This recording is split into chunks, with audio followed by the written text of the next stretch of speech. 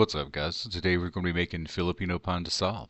We're going to start by making some breadcrumbs. These are just some leftover pieces I had sitting around. First we're going to toast them up. Then I'm going to use my knife to cut them into little pieces so we can get the breadcrumbs. But this takes a little longer than I want, so I'm just going to use my finger guns to make quick work of it. There we go. I'm going to set aside half a cup or 50 grams of these crumbs to use later. Next we got our Moringa Leaves. These don't really add any flavor, but they are classic to add to Filipino Pandesal. We're going to karate chop it into place. There we go. Now it's all chopped up, we're going to set aside half a cup, or about 30 grams of these Moringa leaves. Now we're going to get a kitchen scale.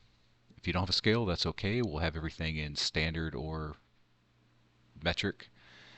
So we're going to start with 1 cup of milk, or 250 grams of milk. I'm using full fat, but you can use whatever you want. Next we're going to have 2 teaspoons of yeast, or 6 grams. Just pour it in. This is dry active yeast. We're going to add 1 egg. Medium or large, doesn't really matter. It won't make that much of a difference to the finished product. We're going to clear out our scale, and we're going to add a 1/4 cup of butter. You should use softened butter. I didn't soften this beforehand, so it's going to be a little hard for me to mix in, but a little bit of elbow grease and it'll all get mixed in one way or another.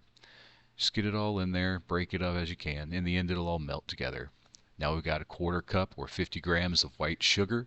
This is going to feed the yeast and help the bread rise. I'm going to add a teaspoon or 5 grams of salt. This is going to be great because it adds a lot of flavor to your bread in the end. Lastly, we got to add our flour. This is what makes bread bread. So 3 1/4 cups or 400 grams, just under a pound of flour is going to go into this. We'll get it all in there. Now we're just going to mix it up with a fork. Nice and easy. Nothing too complicated. After a minute, it's going to start to thicken up. We're just going to keep stirring until it all comes together. After about another minute of stirring, you're going to see it comes into one big mass like this. I can use my hand to pull it all out into one ball. That'll make it easy for us to knead it next. We're going to put down some flour on our clean counter. Then we're going to dump out our dough ball mix. Put it all out there. Now we're going to use our clean hands. Put a little flour on both sides so it doesn't stick to us or the board. And we're going to push it down, fold it, push it, turn it, push it, fold it, turn it, push it, fold it, turn it. Just keep doing that. I set a timer for 7 minutes. If you just keep doing that, it'll build up the elastic gluten inside and really get it nice and doughy, which is exactly what we want from a bread dough. So you can see here it's looking perfect and soft. Looks great. You can see the moringa leaves inside. I'm going to set it into a bowl. I didn't grease the bowl. I'm just going to cover it with a piece of plastic so it doesn't dry out. And an hour later, here we go. It's more than doubled in size. Nice and soft. We're just going to punch it down with our fingers to get the air out so we can work with it. It's that easy, guys. Next we got our baking dish, 8-inch standard baking dish.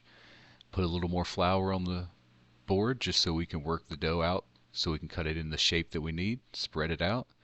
Dump the dough out onto the table. First we're going to use a little bit of the flour on the edge here.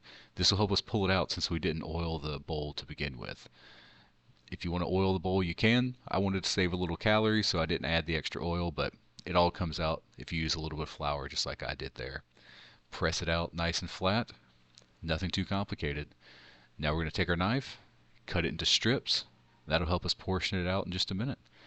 Get our strips all sectioned out, and they don't all have to be perfect, guys. You just want the dough balls in the end to be roughly the same size so they cook at the same rate. I believe I got 15 pieces of dough out of this. We're going to take our breadcrumbs that have been set aside, and we just stretch the dough and pull it down towards the bottom into a little ball. Doesn't have to be perfect. You can do this any way you want. The shaping here doesn't really add any texture to the end product. It just helps us get into a nice round shape. So we're going to dip it into our breadcrumbs, get it nice and coated. This is what makes it look like classic Pan de Sal. There we go. We'll put this in the center, and then you work your way out from the center. Just like that, and we're going to fill up our whole pan. This is the final product.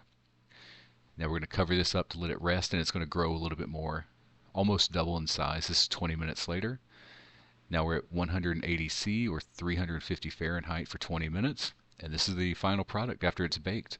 It's a little dark, but that's because of the breadcrumbs. You can see on the bottom it's still light. And when I pull it apart, it's going to be so soft and fluffy. Yeah, it's so good, guys. The inside is moist. There's a happy face there. My whole house smells like fresh cooked bread. Yeah, it smells really great. They make great little sandwiches too. You can see how tender it is as it pulls apart. The inside is still fluffy, great texture. Yeah, that bread pull is nice. It's just like a bread commercial. Yeah, we're gonna try the inside. It's super soft, guys. Buttery. And then the outside has a little crunch. Thanks so much for watching, guys. Hope you get to make it too. We'll see you later. Bye, guys.